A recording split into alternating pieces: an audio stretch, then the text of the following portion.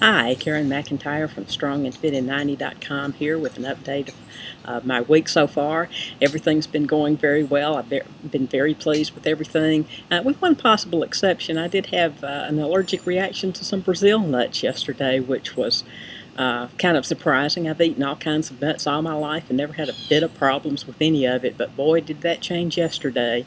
So no more Brazil nuts, but I have been eating nuts on a pretty much daily basis for a while now, primarily walnuts. Really like those. I buy them raw and roast them myself. And this time, just for a change of pace, I had some pecans and had just eaten them the day before the Brazil nut incident. But no more Brazil nuts for me, and that was very disappointing because I was making a really good dish out of it, but unfortunately I didn't get to eat it. As far as the workouts go, that's been going very well too. This week I did a repeat of some workouts I've previously done. I did a back, chest, and abs routine a couple of days ago, with the same one that I've done before. I actually made it a little more ab-centric since I don't get as much ab work in as I probably should. Just don't really like doing it. So I did back abs, chest abs, and kept on doing that until I had done about five, well, more than that. I don't really remember exactly how many different sets I did, but lots of pull downs, lots of push-ups, and lots of ab work thrown in there too. So that went well. Then the next day I did a routine that was new to me that I hadn't done before. I've done some plyo routines before, but this one was called Plyocide. And that kind of made me think, oh yeah, this is probably going to really be difficult. And it was. It's a different plyo routine, but still very, very difficult. And I tell you, about 3/4 of the way through it, I thought, oh, I'm done. I just can't do anymore. I'm too tired. But I challenged myself not to give up and to just, okay, may not be able to do all this next routine, but let's just do one or two and see how that goes. And then I found I was able to go on and do a lot more. And so I challenged myself to do at least one, just one, and see how that goes. And I was able to do not as much as Tony Horton did, but still I was able to do a good bit for me. On the timed ones, he went for a minute. I went for about 40 seconds. On the ones where he was doing it for reps and not timed, I did, with one exception, at least half, if not a little more than half of what he was doing. The exception being on one of these lunge things where he actually did 100. I did like 26. And thought that was pretty taxing. He called them Killer Catherine lunges. If you're familiar with Plyo-X from P90X, he has these things called Mary Catherine lunges, where you're in a deep lunge position with your arms over your head.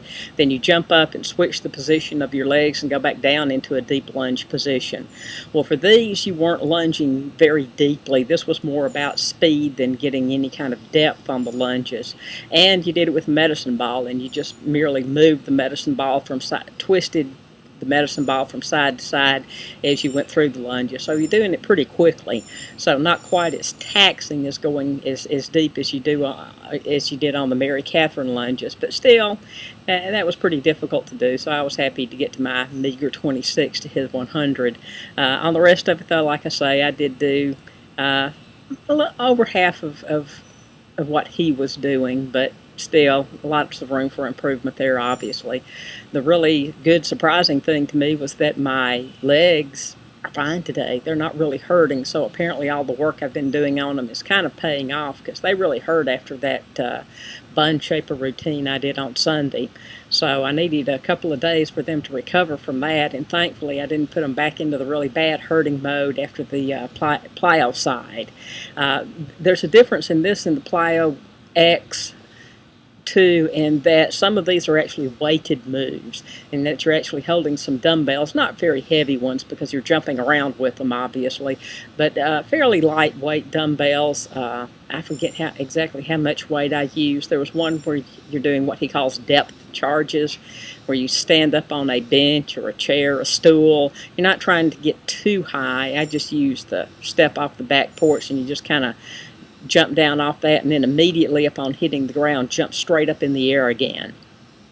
Then there were some just weighted jumps where you're just jumping straight up and down, not getting any much depth here again. You're just jumping up and down as fast as you can, trying to get more height than anything else here with holding a pair of dumbbells in your hands. That was pretty difficult too, but made it through that okay, and that was a really great workout, really good. Just really blasted your legs, really a lot of good jumping around, which I find to be a lot of fun. So that went well, and then today I repeated an exercise routine I did last week, shoulders and arms MC2, and did a lot better this time. Much, much, much better, in fact.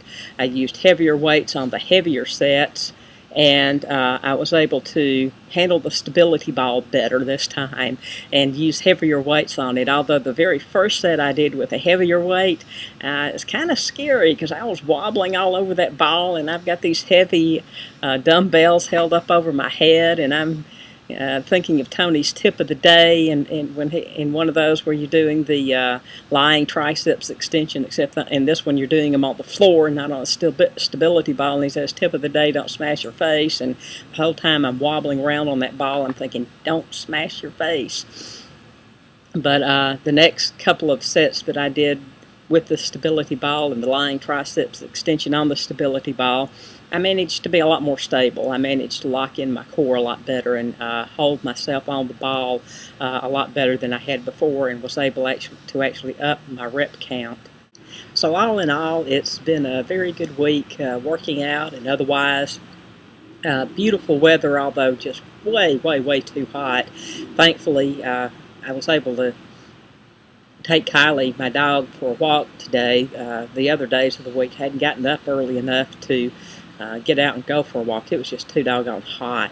The heat index was up over 100 well before noon yesterday, and I don't know if it was today or not. In fact, I'm obviously sitting outside right now, and even though, yes, it's hot, I'm not finding it just unbearable sitting here in the shade. It's actually not that bad. So tomorrow my plan is to do another routine that I've done before, medicine ball core cardio, to get in a good cardio workout, and then I'm not sure exactly what I'm going to be doing the rest of the week, but I hope you'll tune in to find out, and thank you for watching today, and this is Karen McIntyre from strongandfit90.com saying goodbye.